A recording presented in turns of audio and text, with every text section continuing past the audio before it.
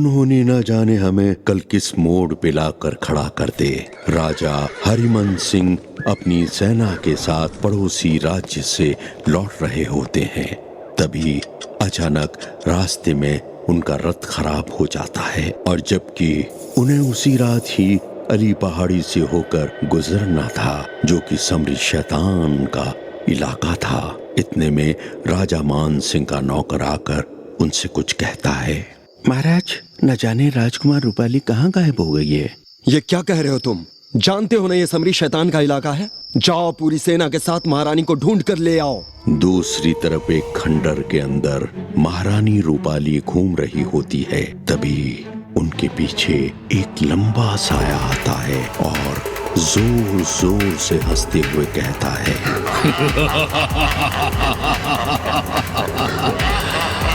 क्या बात है, आज खुद बुआ के पास आया है। मुझे यह बात बहुत अच्छी लगी।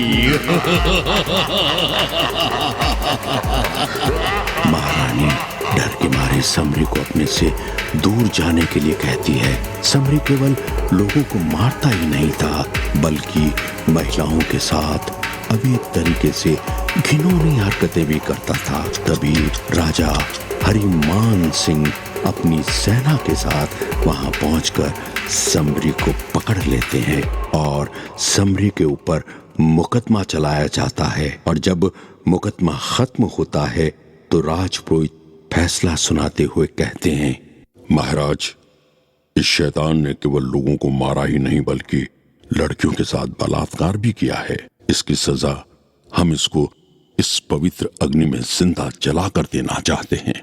तभी प्रजा कहती है कि हम इसको बहुत गंदे तरीके से भी मार सकते हैं, लेकिन तभी राजा बोल पड़ते हैं कि राजपुरोहित जी, मैं आपकी बात का पूरा मान रखता हूं, लेकिन मैं चाहता हूं कि हम इस शैतान का सिर धड़ से अलग कर दें और इसका धड़ हमारे पुराने मंदिर में दफना दिया जाएगा और इसका सर हमारे हवेली में रखवा दिया जाए। जी महाराज, मैं आपकी आज्ञा का पालन करता हूं, लेकिन इस शैतान के शरीर के साथ इस पवित्र त्रिशूल को भी रखवा दीजिएगा, क्योंकि ये पवित्र त्रिशूल इस मंदिर के प्राचीन शिव जी का है। तभी एकाएक समरी बोल पड़ता है। राजा, मैं तुझे और तेरे पूरे खानदान को श्राप देता हूँ कि तेरे घर की औरतें प्रसव पीड़ा के दौरान बच्चा देने के बाद मर जाया करेंगी और जैसे ही मेरा सर धड़ से मिल जाएगा, मैं तेरे पूरे खानदान का सर्वनाश कर दूंगा। और थोड़ी देर बाद जल्लाद उस शैतान का सर और धड़ अलग अलग कर देता है और कुछ समय बाद धीरे धीरे शैतान का शाप इस खानदान पर पड़ना शुरू होता है। और अब कहानी राजमहलों से हटकर शहर की गलियों में आ जाती है।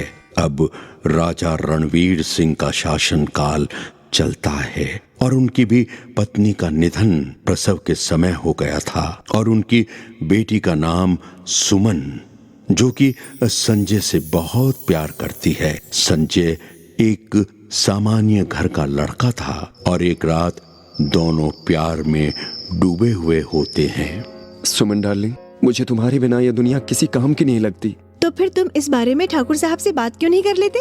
ठीक है, मैं कल ही उनके दरबार में हाजिर होकर उनसे तुम्हारा हाथ मांग लूंगा। तो चलो आज की रात को हम दोनों रोमांटिक होकर गुजारते हैं। फिर अगले दिन संजय अपने एक जिगरी दोस्त आनंद को लेकर ठाकुर रणवीर सिंह जी के पास पहुंचता है और उनसे कहता है। महाराज, मुझे आपकी बेटी से बहुत प्यार है। मैं आपसे उसका हाथ मांगता हूँ और उससे शादी करना चाहता हूँ। तुम्हारी हिम्मत कैसे हुई हमारी बेटी के तरफ और हमारे इस राजघराने के तरफ आंख उठाकर देखने की? और सुनो, और सुमन का सपना देखना छोड़ दो। तुम्हें इसकी सजा मिलेगी। तुम्हारी भलाई इसी में है कि यहाँ से वापस लौट जाओ। फिर रणवीर सिंह अपने आदमियों को कहकर संजय पर हमला करवा देते हैं और संजय मुसीबत में पड़ जाता है। लेकिन उसका दोस्त आनंद, जो कि बहुत बलवान था, वो राजा के आदमियों को हरा देता है। आनंद की ताकत से राजा एकदम डर जाता है और बोलता है। संजय, अगर तुम सच में मेरी बेटी से प्यार करते हो तो उससे दूर हो जाओ। मैं तुमसे नफरत नहीं करता हूं, बल्कि अपनी बेटी से दुगुना प्यार करता हूं। लेकिन सुमन की खुशहाली इसी में है कि वो जीवन भर शादी ना करे। राजा रणवीर सिंह संजय को सारी कहानी सुनाते हैं कि उनके खानदान में प्रसव के वक्त मौत हो जाती है। भगवान के लिए सुमन से शादी का ये सपना छोड़ दो। ये सुनकर संजय, जो कि सुमन से सच्चा प्यार करता है, उससे हमेशा हमेशा के लिए दूर हो जाता है। लेकिन ये दूरी केवल कुछ पल के लिए ही थी। सुमन को समझ नहीं आ रहा था कि ऐसा क्यों हो रहा है। वह संजय के पास जाती है। संजय उस वक्त अपने दोस्त आनंद और उसकी पत्नी सपना के साथ बातें करता हुआ बैठा होता है।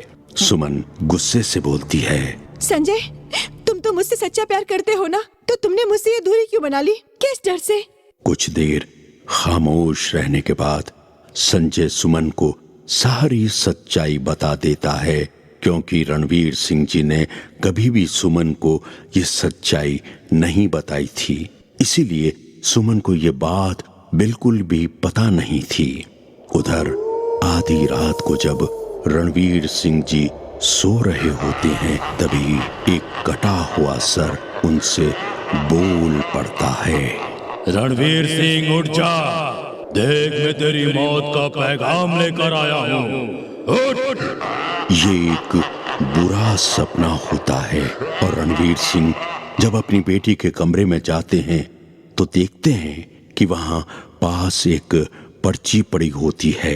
उसमें लिखा होता है कि महाराज, मैं संजय और उसके दोस्त आनंद और उसकी पत्नी सपना के साथ उसी हवेली के पास जा रही हूँ और आपसे वादा करती हूँ कि मैं उस शैतान का सर्वनाश कर दूंगी।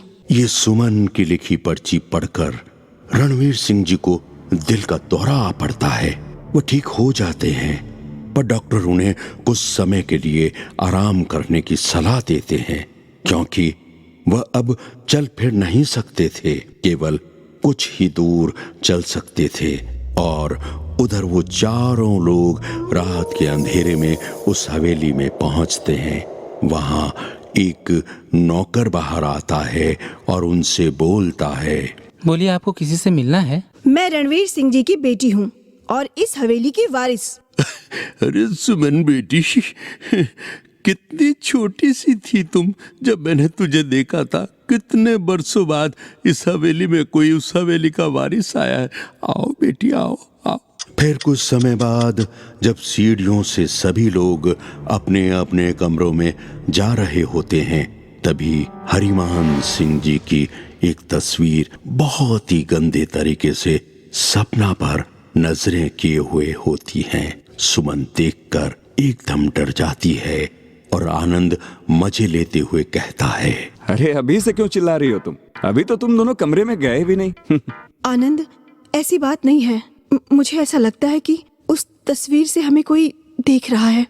ये तुम्हारी नजर का धोखा है सुमन। कुछ दिन वहां रुकने के बाद सुमन के साथ कुछ ना कुछ अजीब घटनाएं होती रहती थी, जैसे नहाते वक्त पानी की जगह खून का निकलना, और भी ऐसी कई घटनाएं जो सुमन को बार बार उस तस्वीर पर शक होने का कारण बनती गई। वह ये सारी बातें संजय और आनंद को बताती है। चलो आनंद, हम उस तस्वीर को फाड़ ही देते हैं। सही बात है, ये कहानी भी तो उस तस्वीर के कारण ही शुरू होती है ना।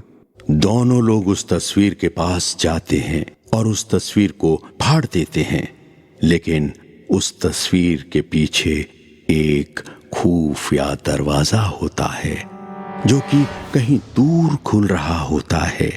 दोनों उस रास्ते का पीछा करते हुए एक संदूक के पास पहुंचते हैं और जैसे ही संदूक को खोलते हैं तो वहां उन्हें एक कटा हुआ सर दिखाई देता है। दोनों देखकर एकदम से डर जाते हैं। पहला नौकर और दूसरा नौकर सांगा उन दोनों की बातें सुन रहा होता है।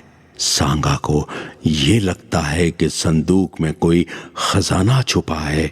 जैसे ही सांगा उस संदूक को खोलता है, समरी का सर उसके हाथ में आता है, वो बिना डरे उस सर को पकड़ उसको अपने कब्जे में कर लेता है।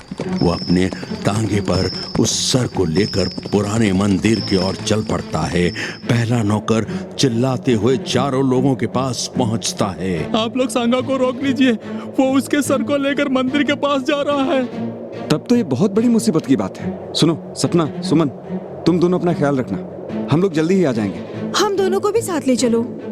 तुम कहना मानो मेरा, ये नौकर तुम्हारी रक्षा के लिए है। हमारे आने तक तुम्हारा ये पूरा ध्यान रखेगा। संजय और आनंद उस नौकर का पीछा करते हुए उस मंदिर तक पहुंच जाते हैं, लेकिन तब तक बहुत देर हो चुकी होती है। उस नौकर ने उस शैतान को उसके शरीर से मिलवा दिया था। एक बहुत ही खतरनाक बिजली कड़कती है और शैतान का भयानक रूप सबके सामने आता है। जब संजय और आनंद उस मंदिर में पहुंचते हैं, तब तक वह नौकर वह मरा पड़ा मिलता है और एक त्रिशूल गिरा हुआ होता है। और थोड़ी देर के बाद संजय आनंद से कहता है, सुमन की जान खतरे में है, हमें जल्द से जल्द हवेली पहुंचना होगा। तुम ठीक कह रहे हो, हमें जल्द से जल्द उस हवेली में पहुंचना चाहिए। समरी उस हवेली के नौकर को भी मार देता है और सपना अपने बाथरूम में नहा रही होती है। उसे कुछ आवाजें आती है, वो बाहर निकलती है। तभी वहां एक जोरदार आवाज के साथ समरी नजर आता है और सपना एकदम देखकर डर जाती है। देखो, मुझे छोड़ दो, मैंने तुम्हारा क्या बिगाड़ा है? मैं कह रही हूँ, मुझे छोड़ दो, जाने दो मुझे। मुझे हसीन लड़कियों के साथ रात बिताने का बहुत मन करता है। तभी वहां संजय और आनंद आ जाते हैं और देखते हैं कि सुमन रोती हुई सपना की लाश के पास बैठी हुई थी, क्योंकि उस शैतान ने सपना को मार डाला था। सुमन इशारा करते हुए कहती है कि वह शैतान इस हवेली के तहखाने में अभी भी छुपा हुआ है। आनंद गुस्से में उस हवेली के पास वाले तहखाने में आता है और उसके पीछे पीछे संजय भी आ जाता है। संजय, तुम इस हवेली के तहखाने से दूर हो जाओ, क्योंकि सपना के जाने के बाद मैं एकदम अकेला हो चुका हूँ। मेरे पास खोने के लिए कुछ भी नहीं है। मैं तुम्हें यूं छोड़ के नहीं जाऊंगा दोस्त, तुम मेरे लिए सब कुछ हो। तभी समरी वहां आ जाता है और गुस्से से पागल आनंद समरी के ऊपर कूद पड़ता है, लेकिन समरी तब तक आनंद को अपने आगोश में ले चुका था और आनंद संजय से कहता है, संजय, तुम यहाँ से जल्दी निकल जाओ, वरना ये शैतान फिर से दुनिया में तबाही मचा देगा। इसलिए तुम यहाँ से चले जाओ, तुम्हें कसम है मेरी, चले जाओ यहाँ से। संजय आनंद की आखिरी ख्वाहिश को ना चाहते हुए भी पूरा करते हुए ऊपर अकेली सुमन के पास पहुंच जाता है और तभी ठाकुर रणवीर सिंह आ जाते हैं और उनके हाथ में एक त्रिशूल है और रोते हुए संजय उनसे कहता है, ठाकुर साहब, उस राक्षस ने सपना और आनंद मेरे दोनों दोस्तों को मार डाला। अब आप ही बताइए मैं क्या करूं? संजय मेरे बच्चे, अनहोनी में अगर यही लिखा है तो हम कुछ नहीं कर सकते, इसलिए ये त्रिशूल लो और किसी तरह उस राक्षस को पुरानी हवेली तक ले आओ। मैं अपने आदमियों के साथ एक चिता तैयार करवाता हूँ और हम फिर चिता में उस शैतान को हमेशा हमेशा के लिए जला देंगे। जी ठाकुर साहब। फिर अंत में संजय शैतान के पास जाता है और उसको वह त्रिशूल दिखाता है। त्रिशूल देखकर शैतान की सारी शक्तियां एकदम कमजोर हो जाती हैं और किसी तरह संजय त्रिशूल की मदद से ठाकुर साहब की कई हुई जगह पर उस शैतान को लाता है और राजपुरोहित शैतान को वहीं जलाकर भस्म कर देते हैं और वो शाप भी खत्म हो जाता है। संजय और सुमन वहीं शादी कर लेते हैं।